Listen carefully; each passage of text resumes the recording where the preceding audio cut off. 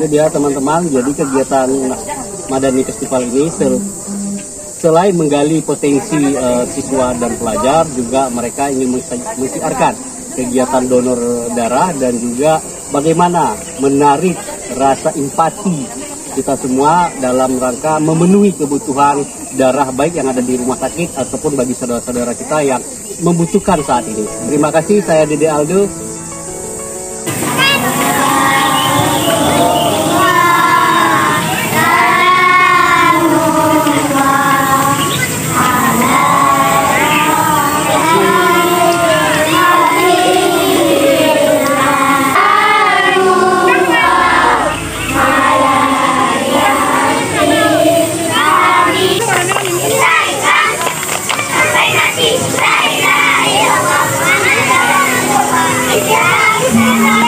Sebuah kebanggaan.